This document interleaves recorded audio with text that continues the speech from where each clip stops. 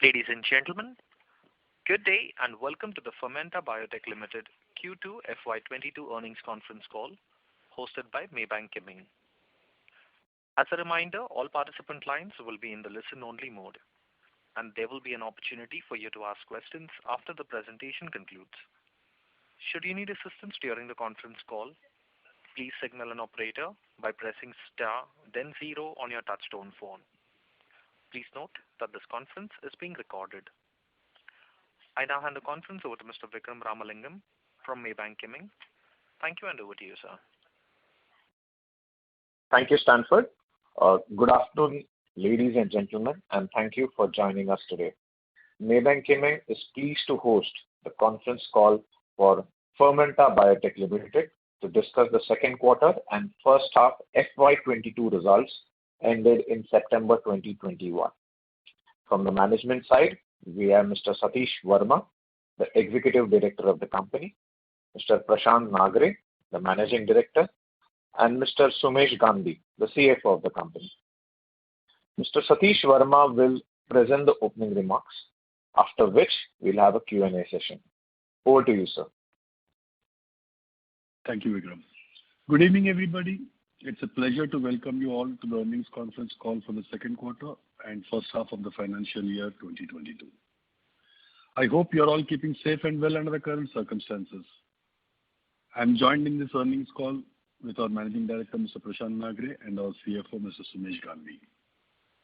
On the non-operational side, I'm happy to inform you that the Board of Directors of the company have approved the composite scheme of amalgamation and arrangement among DBK Investments Private Limited, which is the holding company of Fermenta Biotech, and Aegean Properties Limited, which is a wholly owned subsidiary of Fermenta Biotech Limited, to achieve various benefits, including simplified group and shareholding structure, creation of larger asset base, and also enhancing value for shareholders. Let me now ask Mr. Nagre and Mr. Gandhi to give the financial highlights.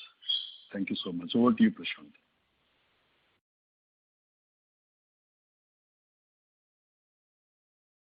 Prashant, sir, please unmute the line from your side. Thank you, Satish. Good evening, everyone, and welcome to the company's earnings call for quarter 2, financial year 22. Let me give you some key highlights for this quarter. In the second quarter, the volumes for vitamin D3 nutrition were higher by 13.4% on a year-on-year basis. However, they were lower by 17.2% basis on a quarter-on-quarter basis. Volumes for vitamin D3 animal nutrition continue to be under pressure, while the price trend of the same continued to remain in the same trajectory as the past 2 quarters. Our margins for the quarter under review were impacted due to change in the product mix in the vitamin D3 human nutrition. On the new products front, I am happy to state that the company has started the construction of its premix plant in Kulu, which is expected to be ready by the end of calendar year 22. The total cost of capex is expected to be approximately rupees 35 crore. The same shall be funded by a mix of internal accruals and debt. Now I request Mr. Sumesh Gandhi, our CFO, to give the financial highlights. Over to you, Sumesh. Thank you, Prashant. Good evening, everyone, and thank you for joining this call today. To give a brief financial highlights for the quarter and half year ended 30th September 2022. On a consolidated basis, in Q2 of FY22, the revenue from operations for the quarter was rupees 99 crores, which was an increase of approximately 7% on a year-on-year basis and a decrease of 9% on a quarter-on-quarter basis. Operating EBITDA reported was 16 crores, which was a decrease of about 42% on a year-on-year basis and a decrease of 39% on a quarter-on-quarter basis. Operating EBITDA margins stood at 15.77%. Net profit after tax reported was about 4.5 crores, which was a decrease of 69% on a year-on-year basis and a decrease of 60% quarter-on-quarter basis. The PAT margins stood at 4.5%. For the first half of financial year 22, the revenue from operations was 210 crores, which was an increase of approximately 11.6% year-on-year. Operating EBITDA reported was 42 crores, which decreased by about 16% year-on-year. Operating EBITDA margin stood at 19.81%. Net profit after tax was about 15.8 crores, which was a decrease by 44% on a year-on-year basis, while the PAT margins stood at 7.5%. However, I would also like to add here that the benefit of Section 10AA under the Income Tax Act for the SEZ units ceased to exist for the company from the financial year 22, and hence the PAT for the quarter and a half year is not comparable against the previous year, which is also the reason why you are seeing a significant jump in the tax expenses. With this, we can now open the floor to the question and answer session. Over to you, Stanford. Thank you very much, sir. Ladies and gentlemen, we will now begin the question and answer session.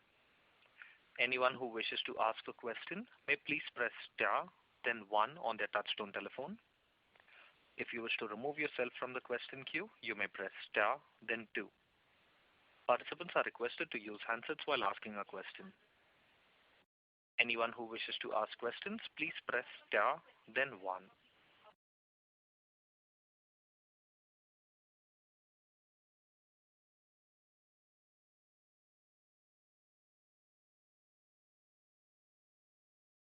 The first question is from the line of Nirav Shah from Exemplar PMS. Please go ahead. Yeah, thanks for the opportunity. Our total revenue for the second quarter from VD3 business seems to be around 73 crores. So can you give me the breakup of human and animal VD3 business out of that? Sumesh? Yeah, sure.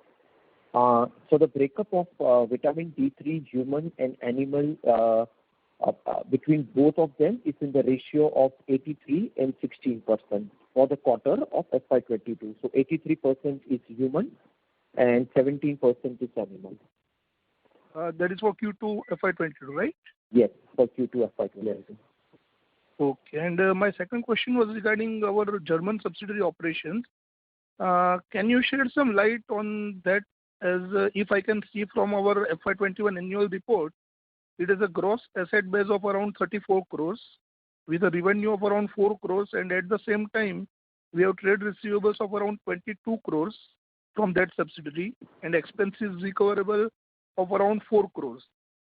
So have we built our own production base there via subsidiary? Because if my memory serves me right, then we have said that we have built an asset-light model there by engaging third-party manufacturing there. And if it is so, then what kind of approvals we weren't able to obtain and what we have got now, and what's the revenue potential there? Okay, I will take this question, Nirav.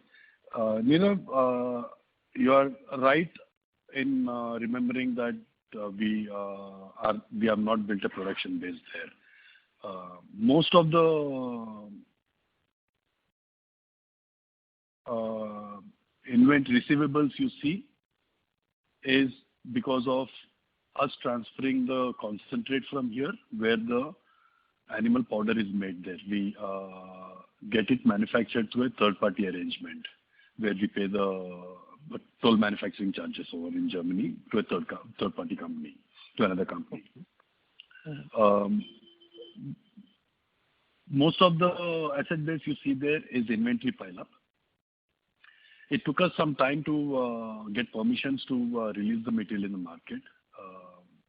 To a large extent, our material getting started to production in our campaign basis that we had committed, and COVID came together. As of last month, we received all the permissions to start marketing this material. So you will start seeing from this quarter onwards, hopefully you will start seeing the asset base coming down because we will be starting to sell the material. You have also asked the question in terms of the potential from there. Most of the powder form of animal feed that we sell in oil form of different concentrations as well as powder form. Powder form being the most volume-wise, the most significant market for us as well as globally. We hope that most of our powder form will come from the German subsidiary through toll manufacturing. So the potential will be most of our non-oil animal feed business will the revenue will be generated from the German subsidiary, not from India. India, of course, there will be a transfer of the concentrate to German subsidiary, so on a standalone basis, you'll see those numbers. But I think on consolidated, that will get net off, and you will see only the powder sales. So from this quarter on, definitely by next quarter. Any rough numbers which you expect? Yeah, as we always mentioned that our share in the animal feed market is about 5 to 6% out of a market size of about 10 to 12,000 metric tons.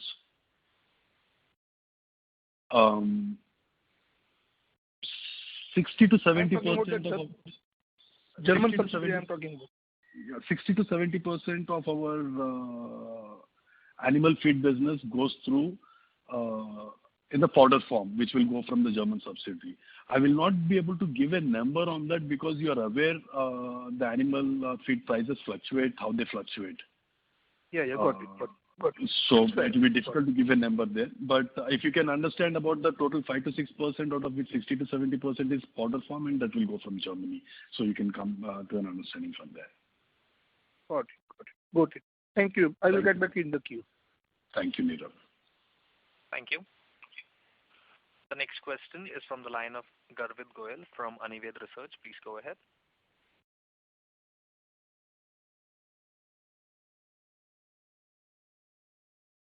Garvit Goyal from Anived Research, your line is unmuted. Good evening, sir. Sure. Hello. Am I audible, sir? Yes, Mr. Goyal, you are audible. Yes. So my first question is, management is providing the guidance for lower CAGR of 15% approx. In spite of the fact that the future growth plans are on high side, and as the company has established a new plant at Sakhaya specifically for the nutraceutical, and we are targeting the revenue share of 30 to 40% in future next 3 to 4 years. So, and along with the recovery of the animal segment that is currently at 30 to 35% utilization, if I'm not wrong, then why the management is providing the guidance for such a low CAGR? Any update or any color on that?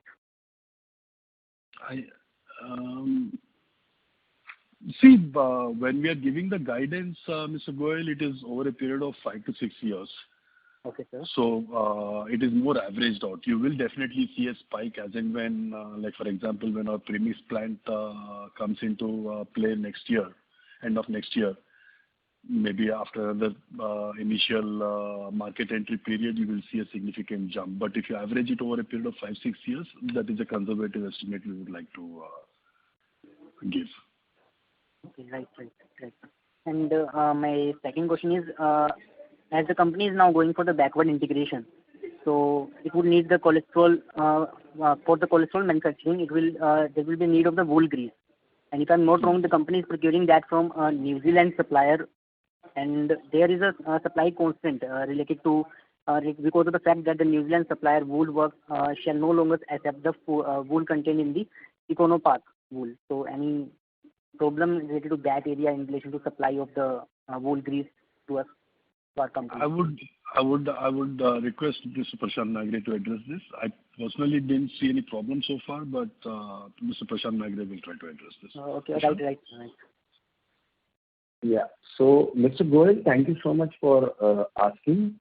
The company has a very long-term arrangement which runs into multiples of 5 years of time period on the wool grease. As you know that the wool grease is made by washing the wool, and a very small component of this entire thing goes into the vitamin D3 space, lanolin being the major market and the cosmetics being the part of it. We, in addition to kind of having very comfortable inventory built up on this particular material, we get supplied from 2 different locations of this manufacturer. Even in this month, we have all our consignments are scheduled as they would normally be. So we are very confident of having no issues whatsoever in close consultation with the vendor on this front. It doesn't impact. Okay. Right, sir. Thank you, sir. I will get back into the queue. Thank you. Participants who would like to ask questions, please press star, then 1. The next question is from the line of Sunil Jain from Nirmal Bang. Please go ahead. Yeah. Good evening, sir. Hello? Can I go ahead? Yeah. Good evening. Hello. Good evening. Yes, please go ahead. Yeah. Two questions, sir.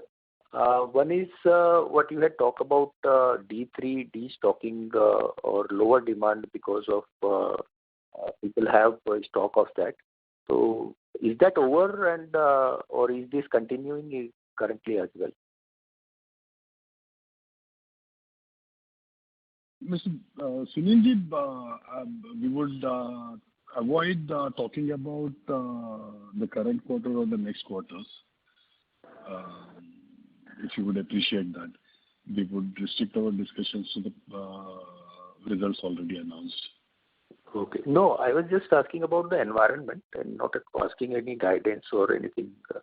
Like, how's the demand environment now? See, if you would notice and track our company over the past few years, quarter on quarter there are always ups and downs. Yeah. So we would highly appreciate if we look at it in the long term rather than quarter on quarter basis. That's the reason we like to avoid discussing particular quarter, especially which is ongoing or going forward, because it is not a general trend that will emerge out of that. So it will be wrong for us to make any assumption of a general trend. Okay. So another question relating to fish oil cholesterol. Was there any impact on profitability of fish oil cholesterol as well in this quarter or no?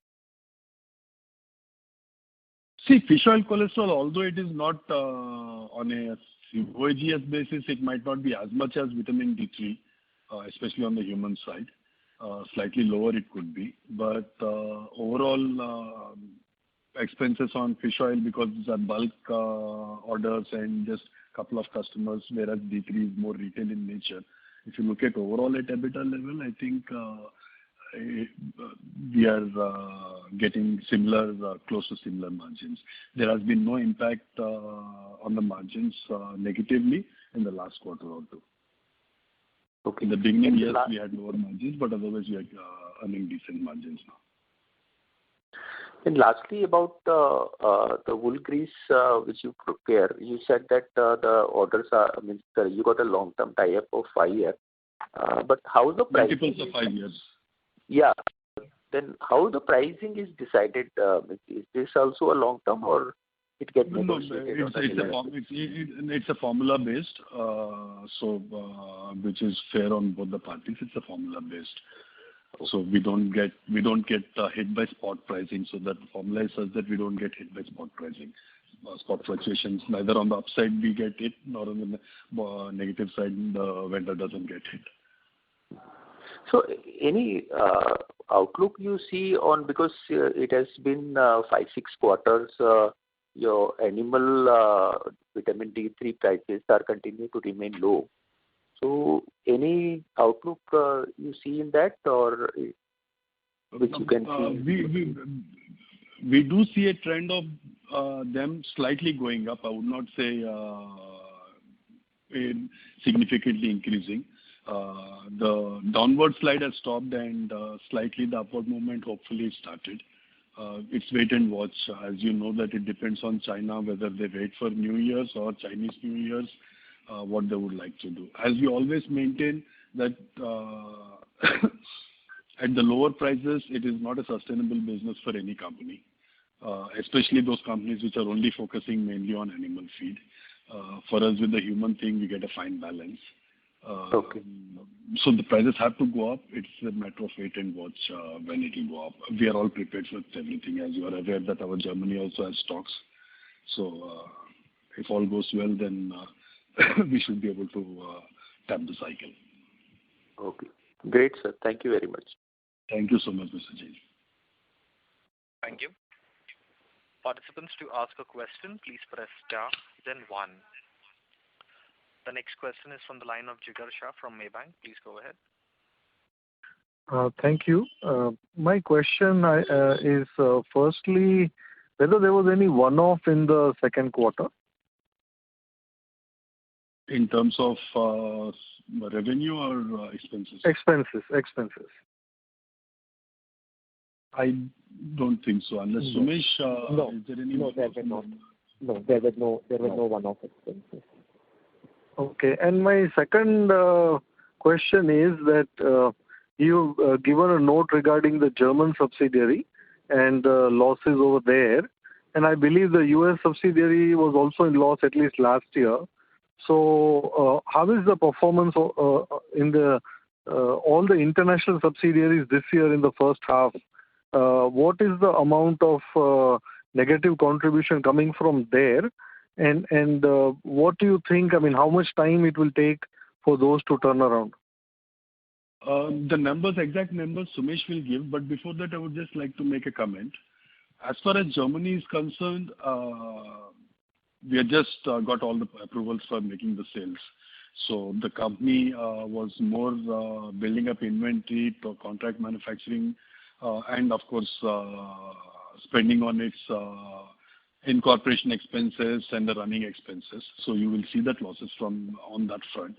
Going forward, it should change because now we have got our approvals and we started selling the stock in the market. That is as far as the German subsidiary is concerned. Hopefully, by next year, I think everything should be smoothened out, and we should have only the working. It's not working capital, but the inventory cycle going on. That's it. Nothing more than that. We'll be sending concentrate from here. They'll be producing in campaign basis and liquidating in the market. So that is what will happen as far as Germany is concerned. If any, there are expenses that cannot be recouped because of the first 1.5 years of running expenses and incorporation expenses. That will be a small portion of the loss that we will absorb or we must have already absorbed. Number two, as far as the US subsidiary is concerned, again, US subsidiary's main market is into animal feed. You know that the animal feed is still under pretty suppressed the market. It should turn around soon. Now, the previous quarter, we had a marginal profit in the US subsidiary, but this quarter there was a loss. Sumesh, if you can give the exact numbers. Yes. For the Germany, the total loss for the first half is 2.45 crores. And for the USA, first half, the loss is 66 lakhs. And last year, first half, how much was this number? No, first half we did not have the USA at all at that point of time. And the Germany, there wasn't anything much over there at the time. So US we acquired in December of 20. So basically this 3.2, 3.3 crores of loss has come in this year's first half, right? Yes. Yes. Okay. And this would repeat in the second half as well? I don't think so necessarily. Hopefully not. If I may again, Jigar, if I may add here, hopefully not. As far as US is concerned, it depends on the market, but we don't think so we will see any significant losses there. Germany, again, it is already sitting on stock, what they bought from Fermenta India, as well as the overheads on the toll manufacturing. Depending on the animal feed prices, you will see up or down there. Great. Best wishes to you. Thank you so much, Jigar. Thank you.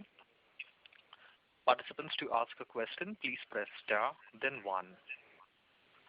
The next question is from the line of Nirav Shah from Exemplar PMS. Please go ahead. Yeah, thanks for the follow-up. Regarding our premix plant, what is when it is likely to get operational, and what kind of asset turn we expect out of that, and what kind of margin profile this segment enjoys? We expect it to be completed by next calendar year end, to be operational by next calendar year end, the Phoenix plant. We are investing about 35 crores asset turnover.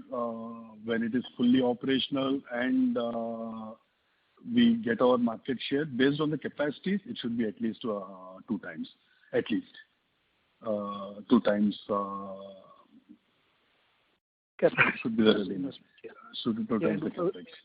And regarding margin profile? Margin profile may not be as sweet as the D3 Human, but it will be decent. So our average overall guidance saying that over the next 5-6 years, average of 15% revenue growth while maintaining a 20 to 25% EBITDA, we should be able to manage. Okay. And my second query was, we are now fully backward integrated as far as VD3 business is concerned, and logically this should benefit our margins considerably. But still, it's not reflecting in figures as far as our gross margins are concerned. In fact, our gross margins, if I see, are actually reduced. So why is it so? I can understand that pressure on enabled VD3 prices is one of the reasons for that. But that segment is now contributing only 17 to 20%, whereas human segment is contributing around 80%, where prices are more or less stable. So what's the reason for this?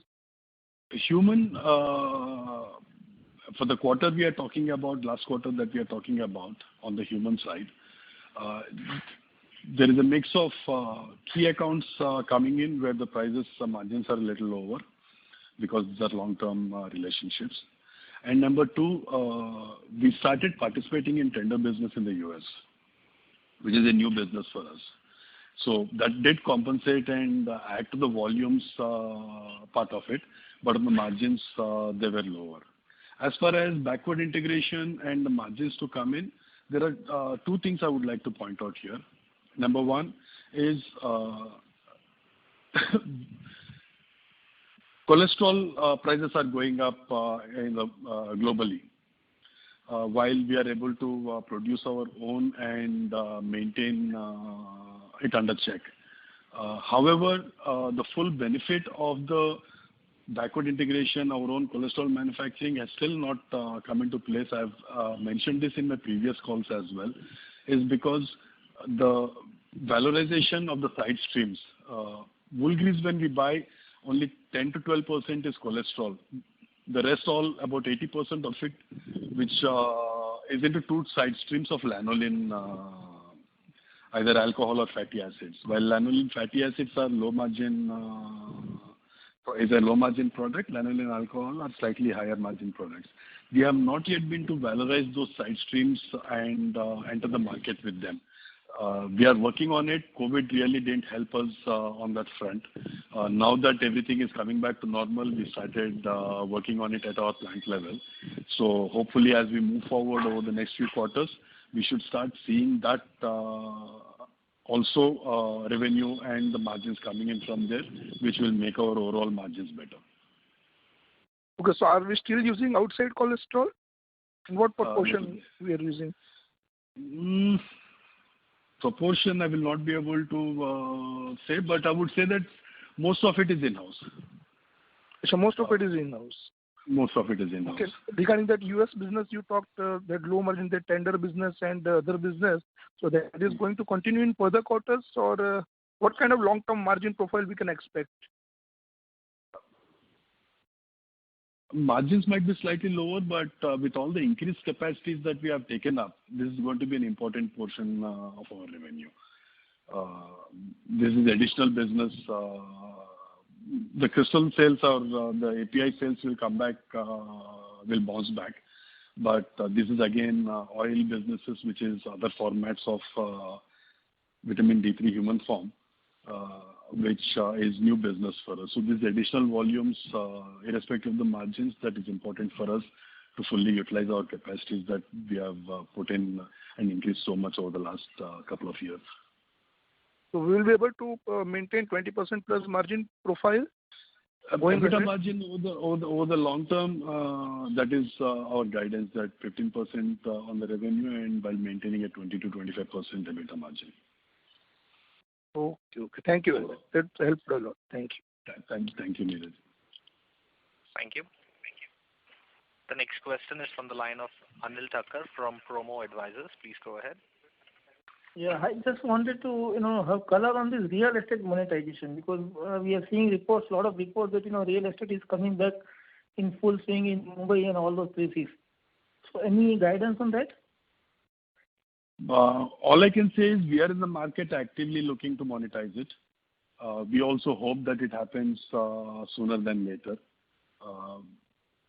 As and when we have anything concrete, I'm sure we'll make a disclosure. Because, for last quite a few number of quarters, this work in progress only, and we can understand that, real estate market was not doing that great for last 2-3 years, at least. But now it is in a picture of real well. Yeah, we are also seeing that there is more activity there in terms of the general market as well. So accordingly, we are also talking to people. So as and when we have anything concrete, we'll definitely make the disclosures immediately. Right. And the second question was, Thane land and the CJ House property. They are in the name of Fermenta Biotech or any other subsidiary or kind of? As far as Thane property is concerned, it is in the name of Fermenta Biotech Limited. CJ House is in a subsidiary which this decision to amalgamate these 3 companies will bring that CJ House also into the Fermenta, directly under Fermenta name. Right, sir.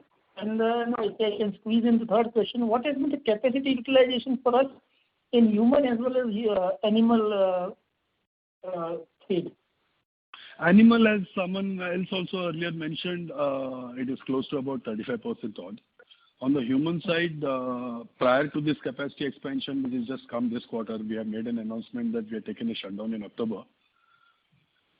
Prior to that, we were at almost 100% utilization on the human side. Right. So post, once this shutdown or maintenance shutdown is over, do we think that we will be able to, post this, enhanced capacity, it will be 100% again? See, generally, 90% should be a good utilization, 85 to 90%, because then you have that peak capacity left with you when there is a sudden surge in demand or something else happen in the global supplier side or something like that, where you can play an active role. So that is always important. Or if something happens in one of your plants or something like that, you should be able to match up. It has always been a race against that for us. So now, at last, we have put up this additional 25% capacities. Of course, we all wish that it gets immediately utilized, but we'll have to wait and see. Right. That answers my question. Thank you. Thank you so much, Anilji. Thank you.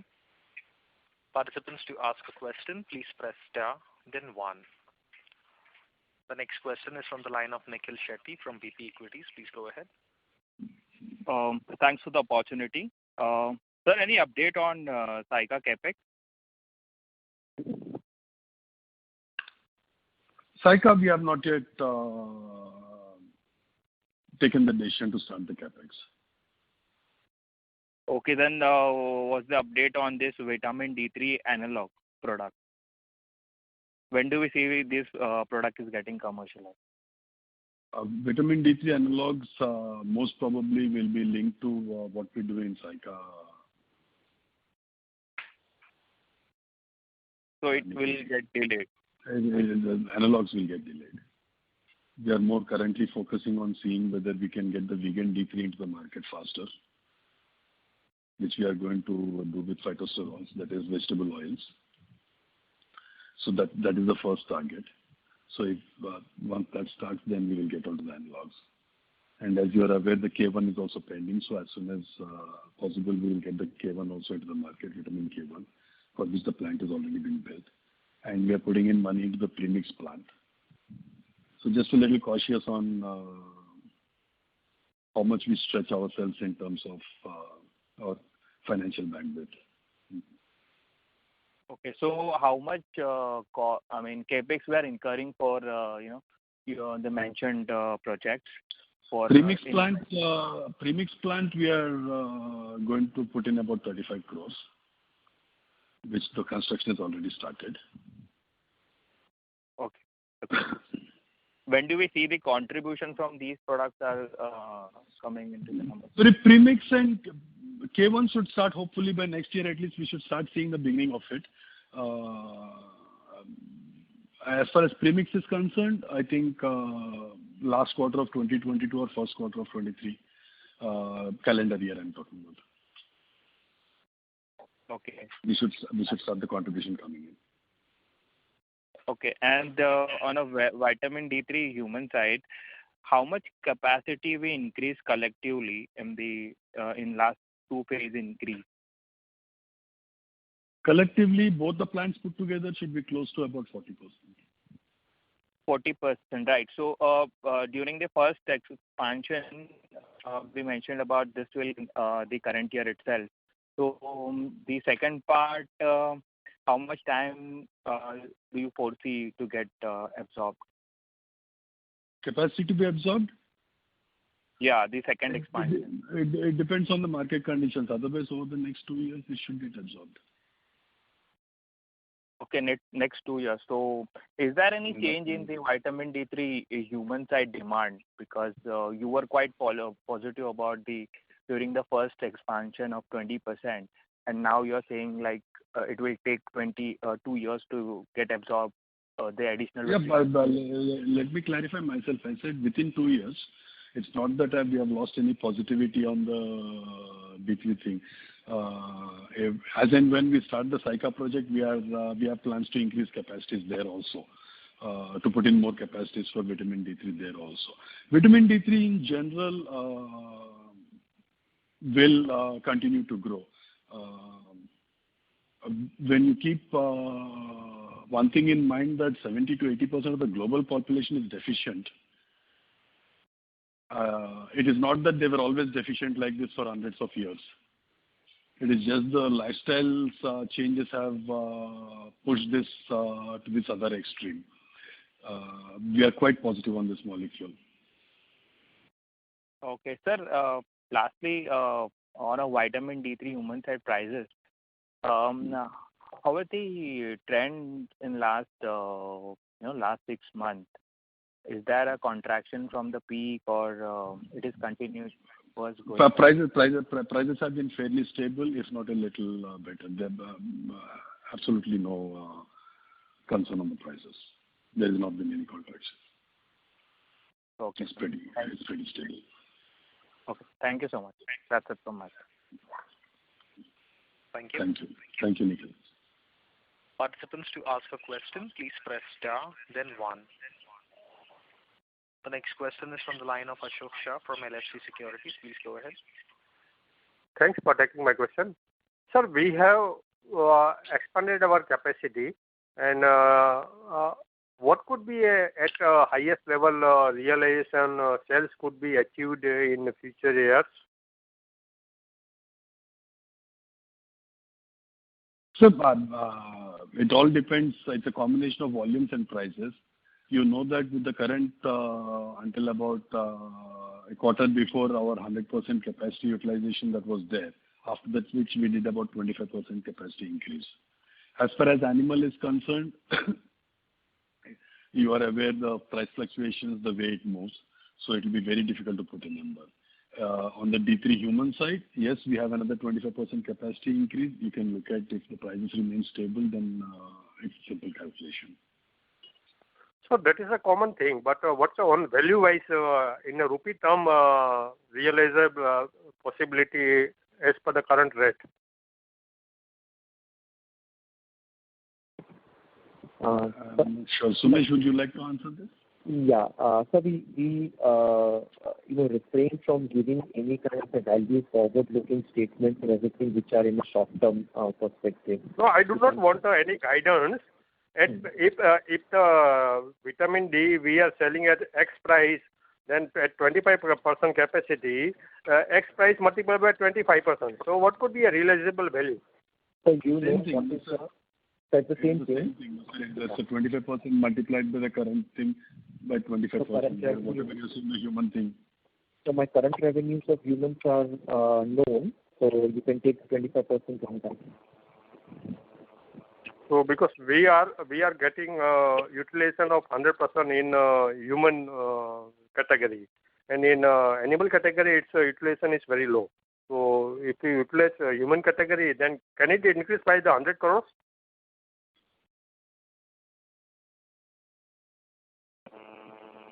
Tw- 25% will not give 100 crores increase. It will be slightly lower. Slightly lower. So it could be a 75 crore? Yeah, around 70 crores to 75 crores you could expect when it's fully utilized. Thank you, sir. That's all I wanted. Thank you, sir. Thank you. Sure, Ashwinji. Thank you. The next question is from the line of Madhav from Shastra Capital. Please go ahead. Yeah. Good evening, sir, and thanks for taking my question. So am I audible, sir? Yes, Madhavji. Yeah. Sir, my question is on the US business. So what is the contribution of US business in this quarter? Sumesh? Yeah. So in this quarter, the top line from the US business was 5 crores. 5 crores. Yes, top line. Yeah. Are we selling both the human and the animal portion at US? Yes. Yeah. And I think that when we taken over this, the company of from US, I believe it is about 50 crores or so, something like the revenues of that company, if I'm not wrong. Yes. So, hello? Yeah. So if it is 50 crores, actually, why we are unable to get the same kind of revenue when it is being taken over by Fermenta? Okay, I'll just answer this, Sumesh. Number one, we took majority stake, not that we've taken over and the operations are being completely handled by us. We still have the US partner, so there is no change in the way the company was being run. Fermenta is more a supportive role, and the erstwhile 100% owner, who is now holding about owners who are holding about 48%, are the managing directors and running the company. So there has not been any change either in the policies or the way the company is run. Absolutely no change since Fermenta took. That is point number one, sir. Number two, as I earlier mentioned, the US company which we took majority control in significantly was doing animal feed sales.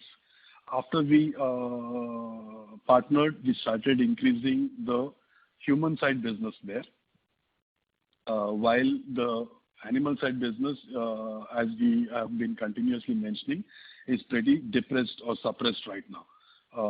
So as and when that comes back into action, you will start seeing change in the numbers there. Okay. And on the regarding the EBITDA on the PAT margin, sir, when I'm looking at the raw material consumption versus the sales, it has gone from 31% to 34% this quarter when we make a comparison with respect to Q1. So why is it so, sir? See, actually most of the cholesterol we have been producing in-house, sir. So why this is increased? As you mentioned, it's a matter of product mix, especially on the human side. While we saw a reduction in our sales on the API side, we saw that being compensated in terms of volumes by the oils that we sell. And this is some new tender business through the US subsidiary that we are participating in. The margins are lower. So how much actually this tender has, sir? Actually, you are saying 5 crores only. So still not, actually, could not understand, sir.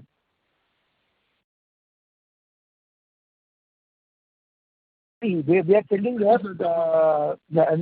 fish oil. So we have about 5 crore sales from US subsidiary. So fish oil cholesterol is actually a good margin. This is equivalent to human API. Human vitamin D. More or less on the EBITDA level. Why is it false, sir? As I said, the crystal sales also we got through key accounts. Whatever crystal sales happened, even after the reduction, the crystal sales are through key accounts. Key accounts are long-term relationships at much lower prices because these are key accounts. So that would be the impact. Nothing out of the ordinary or a one-time thing. I would not be able to say this is a one-time thing or something like that. Over the quarters, you might see this being narrowed down. So you are saying there is an impact because of the human vitamin D as well in this quarter? Yes. Mm-hmm. Yeah, and when we can expect a kind of stabilization in margins. Now, even though this animal nutrition is not into the business, still the fluctuation is there in the margins. If you look at the PAT margins, it has been ranging from 50 to 4%. So this is huge fluctuation in margins without having any impact. How can we actually, we are working on the getting some better stabilization in the PAT margin and EBITDA margin, sir? Again, I would only be able to repeat, Madhavji, is that you please look at what we are trying to express here is in the long term, we expect to maintain the 20-25% margin. The year is not yet over. So far, we have been able to maintain that margin levels, except for that extraordinary time when we went up to 35% when the animal prices were at their peak. Otherwise, we've always been able to maintain the 20-25%. We're fairly confident that we should be able to continue to do so. Yeah, actually, sir, 4% is about actually completely unexpected lines. So that is actually thing what I want to understand. Pardon me, Madhavji? No, PAT margin, see, our net profit is only 4% this quarter. There is actually no 4% is very low. I understand. Yeah. Yeah. So, and my last question, sir. Actually, our inventory is being maintained on 162 crores. Sir. So, what is actually we're working on to reduce the inventory, sir? As we said about if you're looking, this is on a consolidated basis. Yeah. Yeah. As we said, about 30-35 is lying in assets in the German subsidiary, which we got approvals now. So that is starting to get liquidated. We are working on the other inventories that we have built up, especially on the vitamin D3 raw materials and intermediates because of the COVID situation. Now that the COVID is gone, we are slowly starting to bring those levels down. Otherwise, right from wool grease to cholesterol to other intermediate steps of D3, we have kept on building inventories so that we're not impacted by any COVID-related issues, whether it is our own factories or the supplier factories or at the logistics level. I must mention here that this is what has helped us, including last year, we were able to, during the peak of COVID times, we were able to perform well. And even in the beginning of this year, you know how the second wave was in the country, but we were able to continue to operate and perform. So this was all because of the steps we have taken to ensure that whatever has happened. You would appreciate that our company is also not foolproof as far as COVID impact is concerned. We have had our share of disturbances because of COVID. Animal nutrition, we had an issue. That's right. No, but not only on the business side, sir. Our team, their families, right at both the plants, people coming to work to the factory every day. We have had our share of issues, but we were able to negate most of it with our pre-planning. Yeah, it's good, sir. And my last question, sir. So what is the actual environment in proceed? Now everywhere in the world, actually, economies are being opened up, restrictions are being removed. So are we getting a sense that no, this animal nutrition actually business is making improvement? We hope to see something very soon because the cycle has run, the downward cycle has gone long enough. We hope to see some improvement soon, sir. We can't predict because as we always maintain that mostly supply dynamics from China determines these prices. Very difficult to anticipate or guess what they will do. We just are prepared from our side for a good cycle. Otherwise, on the lower cycles, we will maintain our share, and anyway, we have the human nutrition. As and when the animal comes up, we'll be there to tap the cycle. Are we not benefiting from the power crisis in China, sir? We have not yet seen. Yeah, we are hearing rumors about it going to have an impact on our product also, but we have not yet seen a significant impact yet. Our competitors' plants are running normally. No idea, sir, what is happening there right now. Absolutely no news coming out of there, apart from the news articles on their power and steel and all those real estate things. There's really not much information coming out, sir. Thank you. Thank you, Mr. Ramdev. All the best, sir. Thank you. Thank you so much. Thank you.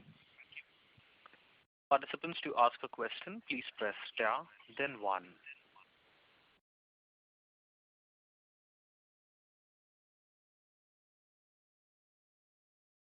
Anyone who wishes to ask questions, please press star, then 1.